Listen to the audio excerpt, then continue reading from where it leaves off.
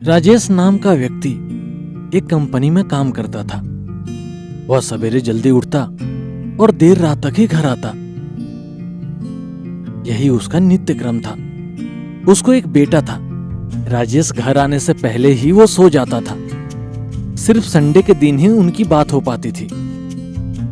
एक दिन राजेश थका हारा देर रात घर आया। उसने देखा कि उसका बेटा सोने की बजाय उसका इंतजार कर रहा है। घर घुसते ही बेटे ने पूछा, पापा, क्या मैं आपसे एक सवाल पूछ सकता हूँ? हाँ, पूछो, क्या पूछना है? पापा, आप 1 घंटे में कितना कमा लेते हैं? बताइए ना प्लीज। इससे तुम्हारा क्या लेना देना? तुम ऐसे बेकार के सवाल क्यों कर रहे हो? मैं बस यूं ही जानना चाहता हूँ। प्लीज बताइए ना कि आप 1 घंटे में कितना कमाते हैं? पिता ने गुस्से से उसकी तरफ देखते हुए कहा, 1000 रुपए।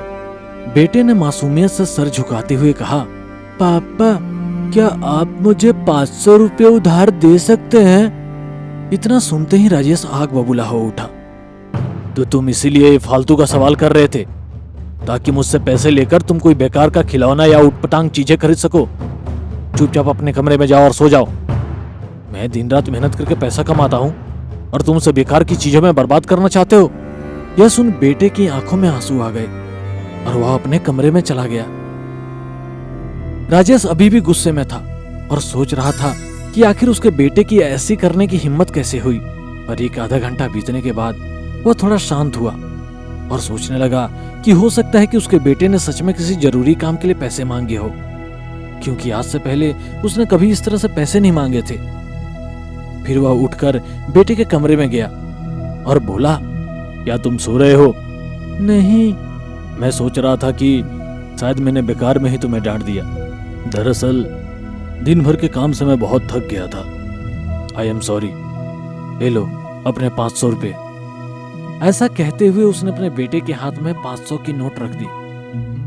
थैंक यू पापा, बेटे ने खुशी से पैसे लेते हुए कहा और फिर वह तेजी से उठकर अपनी टेबल के पास गया। वहां उसका पिंगी बैग था। उसमें से उसने ढेर सारे सिक्के निकाले और धीरे धीरे उन्हें गिनने लगा। यह देख राजेश फिर से क्रोधित होने लगा। जब तुम्हारे पास पहले से ही पैसे थे तो तुमने मुझसे और पैसे क्यों मांगे? क्योंकि मेरे पास पैसे कम थे पर अब पूरे हैं। पापा, अब मेरे पास 1000 रुपये हैं। क्या मैं आपका 1 घंटा खरीद सकता हूँ?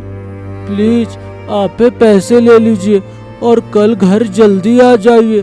मैं आपके साथ बैठकर खाना खाना चाहता हूँ। दोस्तों, इस तेज रफ्तार जीवन में हम कई बार खुद को इतना बिजी कर लेते हैं कि उन लोगों के लिए ही समय नहीं निकाल पाते जो हमारे जीवन में सबसे ज्यादा इंपॉर्टेंस रखते हैं।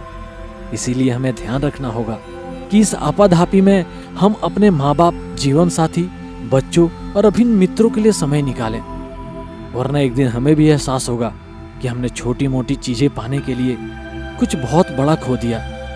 आपकी क्या राय है? कमेंट बॉक्स में जरूर लिखें।